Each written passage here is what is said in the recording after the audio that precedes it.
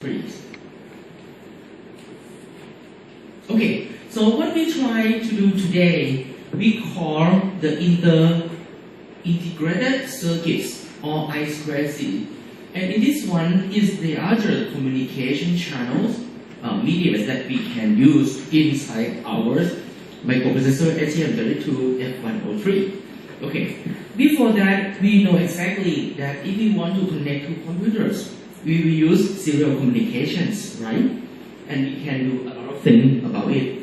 We use ASCII code as the medias when we want to send or receive from your PC. But not all the devices in microprocessor world require to connect to UART or USR. Why is that? Because last time we found out that the serial communication quite slow. Even though you can boot up the speed, but it's still very slow. And they are limited, right? Because we have to send everything in ASCII format, not the real number. Okay, in order to solve that, Philips companies, or right now it's called NXP Semiconductors, develop the protocols to create something called integrated circuit or I2C serial communications in order to make the speed, increase the speed of communication between two ICs or two devices. Okay, by using this one, as I mentioned, I2C is a communications, but it is a synchronized serial communications. So today we're gonna take a look what happens if you would like to use synchronized serial communication rather than asynchronous serial communications that we learned from the USR. Therefore, to use it, we require two things. The first thing is the data signals, and the second thing is serial clock line because it has to synchronize between data and a clock. And we require just only these two lines to communicate between two devices or two IC. Okay, but because we have to have the serial clock, it means one of the device has to be master and the other is gonna be slave because the master controls the clocks for the whole system. In this case, our CPU will become the master for I2C communications. And also, it will control the directionals of our data to flow out of CPU or get into our CPU. Okay, and the speed of the serial communications for I2C, we have two standards. The first one is standard mode or SMs. The system can communicate at 100 kilobit per second. And we have high speed. For the high speed, the speed can up to 400 kilobit per second, which is faster than just use serial communications. Okay, so in this one, we will achieve higher speed and also reliable data because everything is under control. And there are two types of I2C. Okay, they say that I2C want to connect to many devices, but in order to connect to the correct devices that connect to the shared buses, then it requires address the locations of the ICs. And we have two modes for the locations or the address. We call 7-bit address and 10-bit address. And most of the ICs that we have in the market right now, they use 7-bit communications in order to pinpoint the locations or address of the device.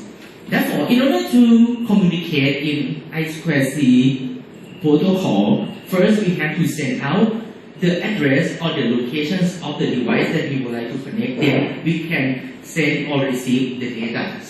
Okay, in our board, here in our board, we have two I2C devices. It's called PCF 8574 and PCF 8591. For PCF 8574 is 8-bit input-output expanders. So when we send something out, it can change from serial data into parallels, or we can think this is expansions of our GPIO port.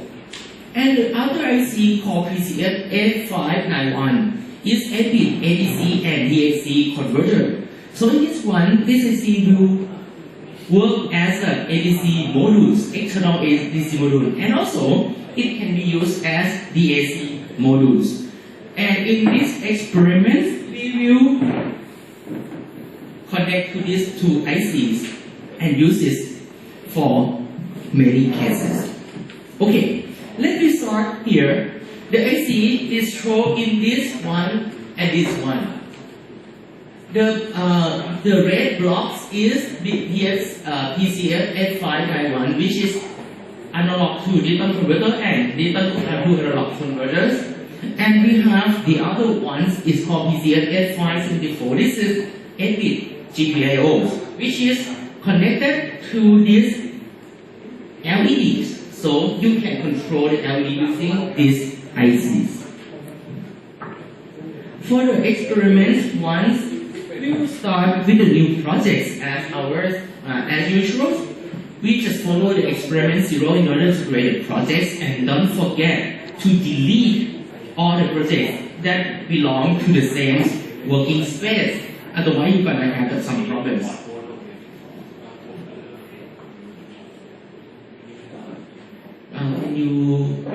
You write down a little bit because I record. Then you have to add the functions of delay microseconds here as you saw it before. Then we just add GPIO configuration functions to the main.c here. And as mentioned before, we will use a lot of port, right? So we have to supply the peripheral clocks to all these ports in order to use all of them. And as you see here, I already support for AFIO and also USR1. So just keep in mind, after the lab number 3, you have to have the other lab code in your hand because it has to be combined with the other labs. Okay, then after you finish that functions, you have to go back to experiment number 2 and use and add USR setup, USR1 send C, USR1 put S in the projects of lab number 4 in order to make it work. Then you add 3 more functions. It's called initialize I2C1, reverse, and also scan I2C1. So it's going to be something like this. And it shows that the clock speed for our experiments is the standard mode because this one is equal to standard or SM is 100 kilobit per second. Okay, then this is a reward functions, and this one is called I to A function, which is we will use it to change from the integers to the characters or to the ASCII code. It depends on the base of the numbers that you want to change.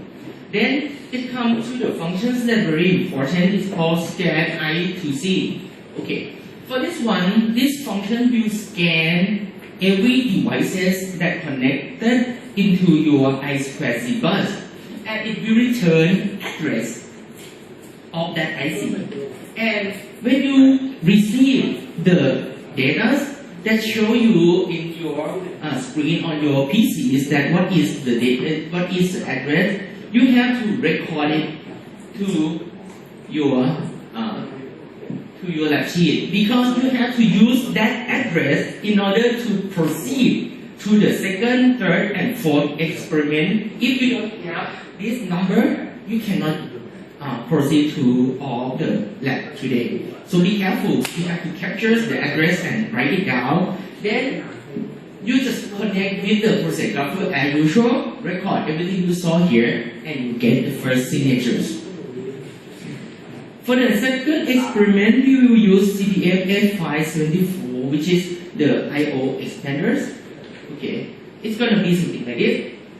So you just connect to this IC using the address that you found from the first one, and we can change the address of each IC using the input A1, A0, A1, and A2. So it's going to be combined with fixed locations here and generate the address. But the this address you have to find using the experiment one to confirm that this is in this range. And what this IC do, they just create the extra port for here to be input or output.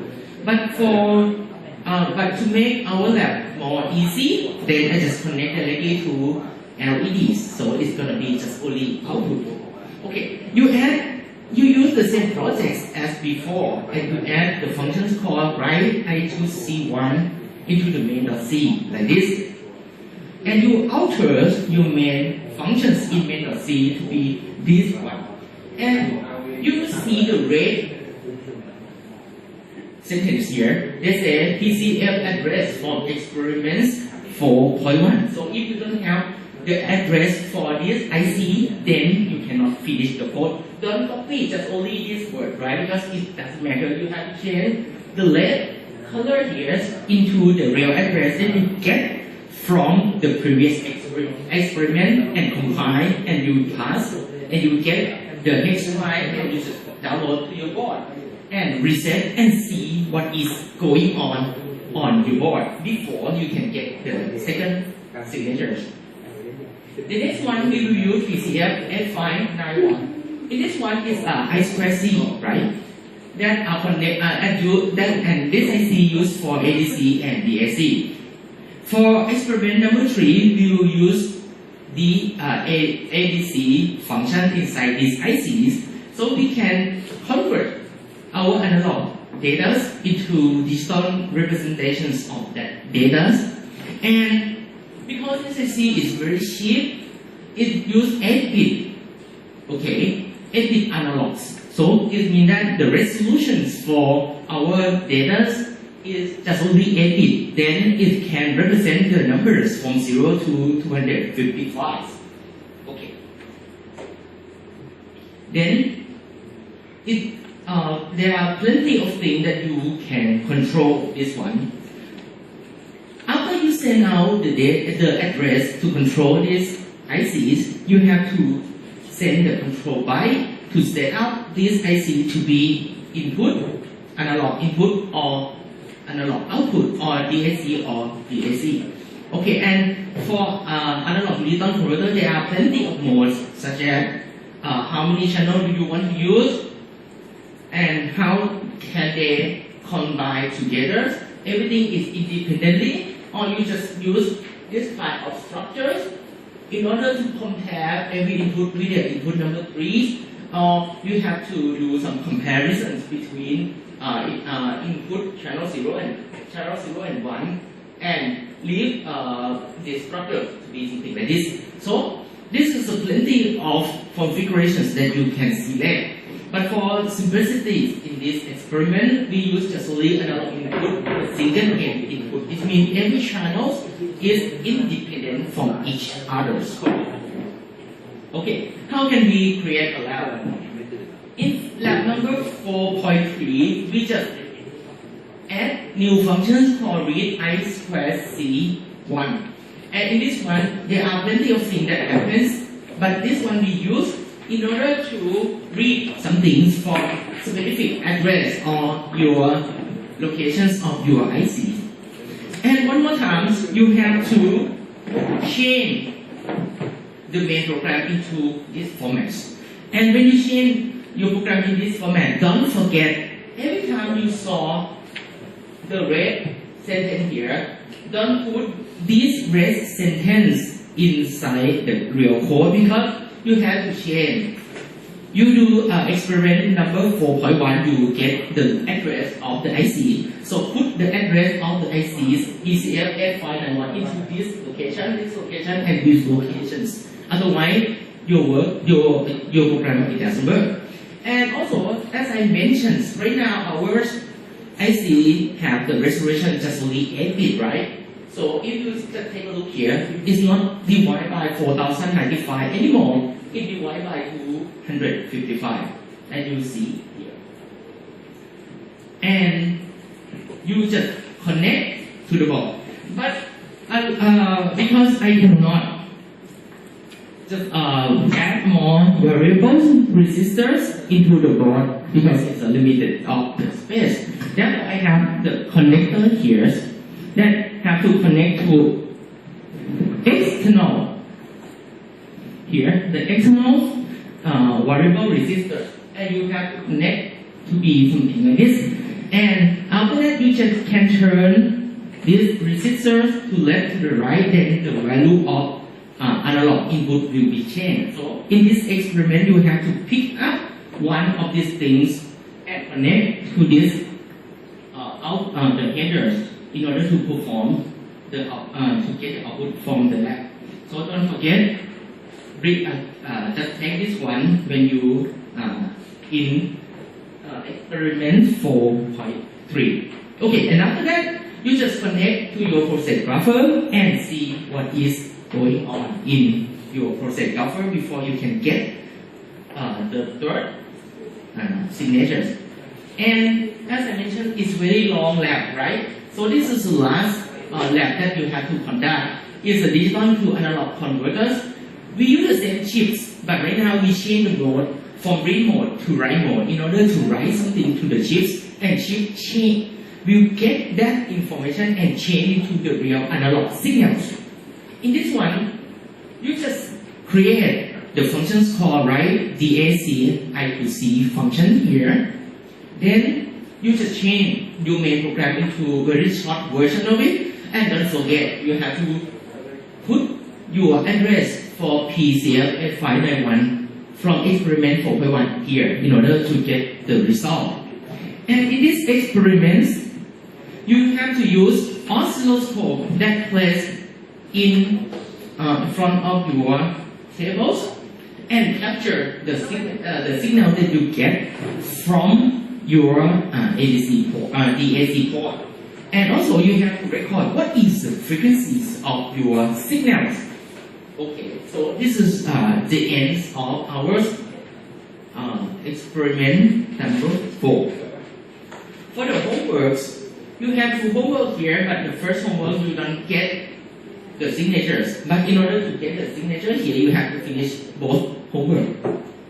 Okay, so the first homework you just show us to change from ADC from channel 0 and channel 1 into the real value here, which is very easy because you know how to do it, how to use LCD module here. And also, for the second one, you have to use DAC modules to generate signal 0.8 sine 2 pi ft plus 0 volt. When f can be anything that you can select by yourself, and you just generate it, and you check your answer using the oscilloscope. Then, if the answer is correct, you will get the signature for the homework. Okay, any questions? So far, it's quite a long lab, but I think you can finish on time. Okay, if not, you can start your lab right away. Thank you.